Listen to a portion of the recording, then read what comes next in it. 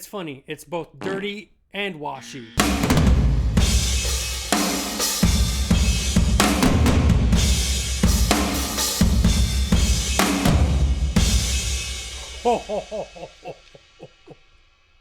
Alright ladies, Jesse here with Chaos Tones. I'm back, and today we're taking a look at the big old dirty nasty.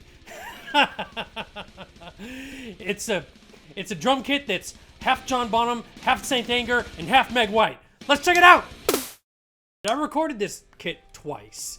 I only released one version of the samples, and later on in the video I'll play the first version of it because I found those samples. It'll be the first time in over a year that I've heard those samples, and it'll be the first time that you guys hear those samples because I never included them, and I've never released them, and so maybe you can tell me if they're worth releasing or not. So I had already recorded the Pearl Session kit, which was never really meant to be anything more than samples just for myself. And I thought, well, what's better than one kit? Two kits. And I saw this kit come up on Craigslist, and I thought, hey, you know, it was just the next city over, and it seemed like a pretty reasonable price. The person I bought these off of played in a band called Iron Tom, and he had mentioned to me that this was his very first kit. It was given to him by his uncle. And I thought, wow, that's really interesting because most people don't have an uncle who will give them a kit. And secondly, whose first kit is a Pearl Masters kit? That's amazing. So I'm talking with him for 40 minutes and we're going on about things, and he mentions how he's about to go on tour opening for the Red Hot Chili Peppers. And I thought, who are you? And he mentioned his uncle one more time, I think, and that was about it. And he said, yeah, my uncle has this really big Pearl endorsement. I Googled the hell out of this kid. That's what Google's for when I get done with the sale. Find out his uncle is Jack Irons, and a lot of you metalheads won't know that name. I didn't know that name either, but my rocker friends do. He was the original drummer for the Red Hot Chili Peppers, and later he had a long tenure in Pearl Jam. So it's just a little bit of tidbit of information there for you. A lot of times it's really interesting, the stuff that you can find used here in Los Angeles. The first time I recorded this kit, I muted it, played the samples. I thought, this doesn't really do it justice. It's this big, monstrous kit, and I want it to sound like the monster that it is. And so I yanked out all the muting, and I resampled it, and that's what I included in Deviant Drums.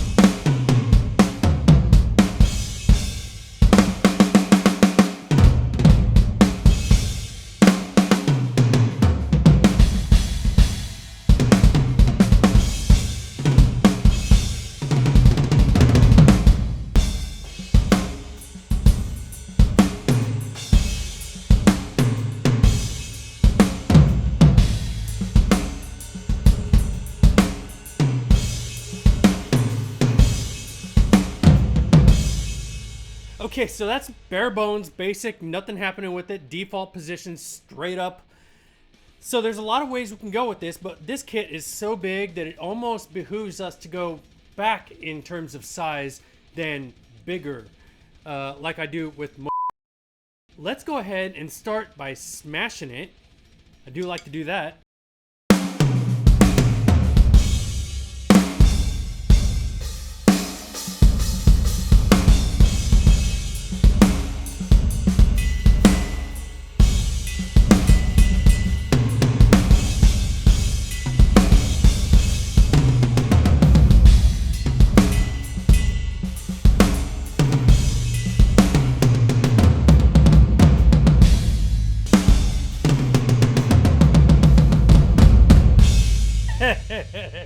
You know what? I feel like we can come back on the smashes. And by the way, we're doing this on all of the drums. You can see that right here. Yes. Let's pull back on some of the sustain as well.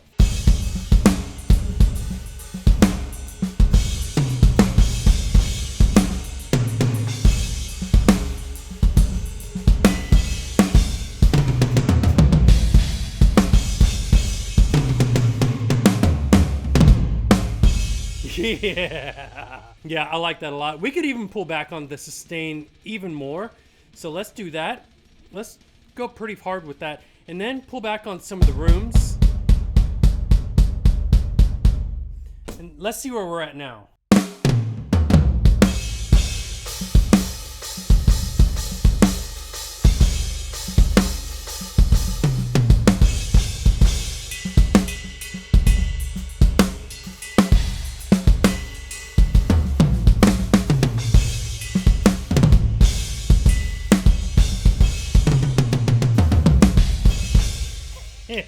I mean, yeah, that's really, really good. I like that a lot.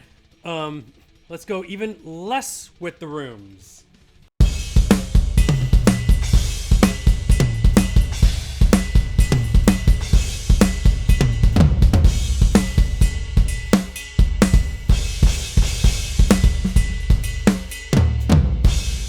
You know what though? I feel like we're choking out the snare. I'm just gonna go ahead and turn off the transient shaper on the snare drum alone. Let's just ditch the rooms altogether.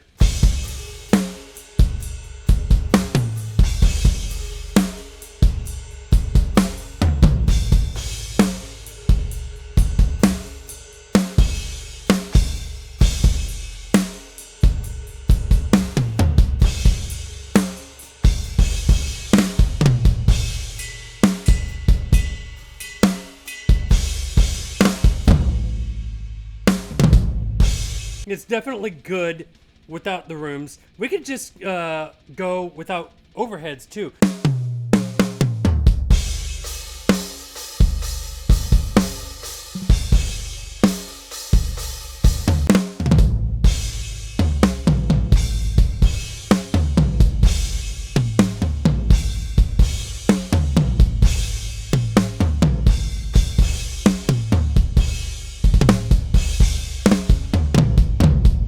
Okay, so here's where it gets a lot of fun for me, actually.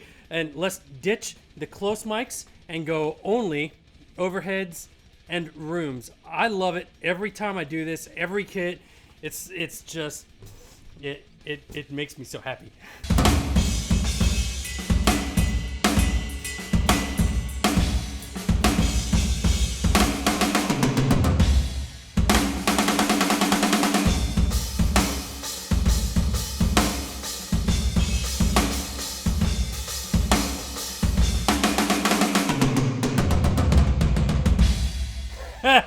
Yeah, I love it every time. Hold on, let's saturate it. Let's go. Here we go.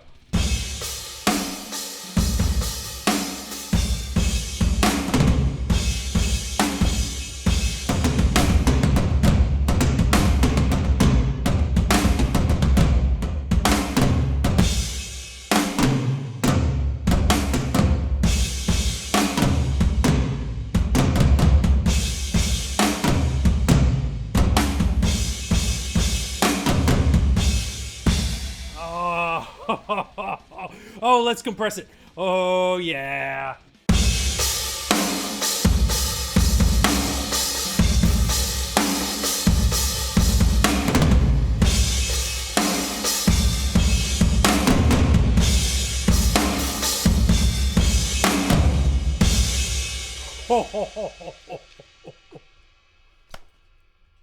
It takes up so much space. There's no chance that if you had that in the mix that you'd know what to do with it, but it's so much fun to play through. Okay, let's, as I've called it before, let's add some proximity to it, close proximity, and add these close mics back in to some degree at least. Yeah, and we're cooking on this. Let's pull back the compressor just a little bit. Sure. Let's dump the top end so we have a little bit more of a vintage vibe happening. Yeah, you don't really hear that there, but I'll bet dollars to donuts you hear it on the hi-hats. Yeah, I'd be happy even doing more of that on the cymbals themselves. Yeah, sure am. And let's see. Oh, hell, while we're here, we got tape saturator on. Let's drive them. Add a little bit of reverb on them. why not have some fun, right?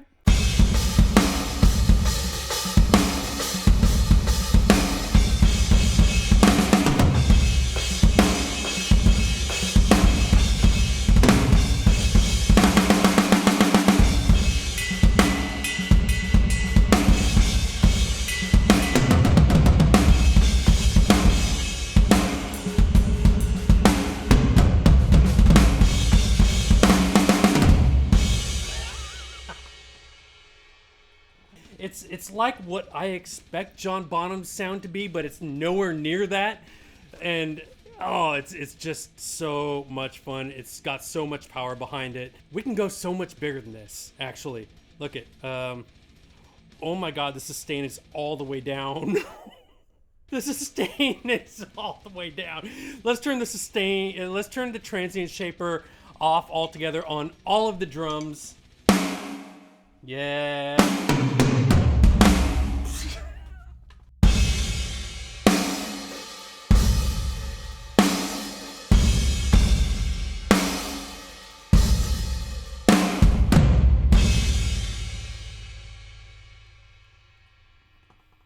Now, if you have a drum sound this big, you can't be doing like... I guess you could, because, you know, it's just, I guess you could, it's just all mush. It is hilarious. Hang on.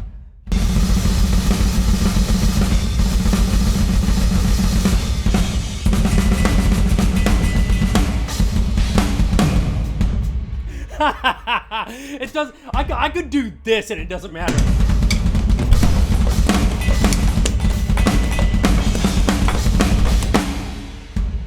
Now it sounds like a John Zorn album of some sort. Let's take the attack all the way up. Let's leave the sustain all the way down.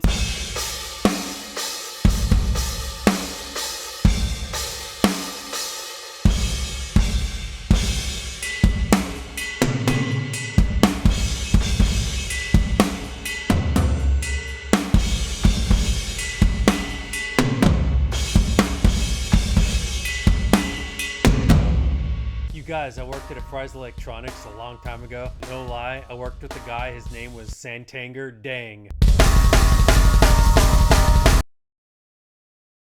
Before I had a brand name, before Deviant Drums had a name, before I thought I was going to release anything, this is what I had, and this is what I was playing around with, and this is what I was using in my productions. And I have these single modules for every drum and every cymbal that was ever put into Deviant Drums. To go from this to this took me about a year of really pretty hard work.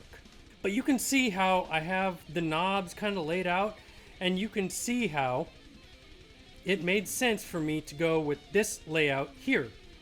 I never actually played it behind any V drums, so this will be a brand new experience for me. Obviously, the full kit. I've found this Pearl Virgil Donati snare with an ambassador head on it that I never released. Let's go ahead and hear. Yeah, I mean, I love it.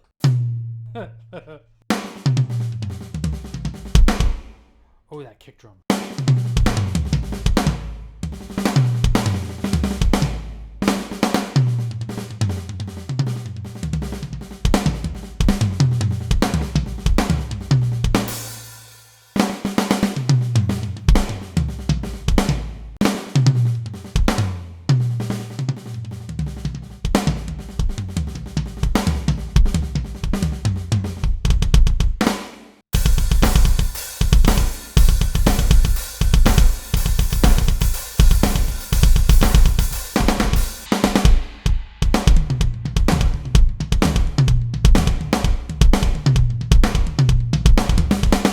Hey, look, actually, I still had the smash buttons on them too. So, how cool is that? I can do that.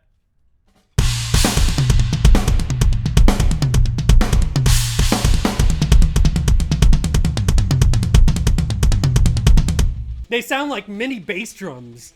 So cool. Wow, this is the exact same kit that we were just playing around with. It's just a different take on it. More muting, a lot more muting. I don't know, guys. Let me know if you want me to release these. Some of you are probably going to think that it's cooler than the one I released. Screw you guys. that's about all for me today. Make sure to like, comment, and subscribe down below. All right, stay deviant, my friends.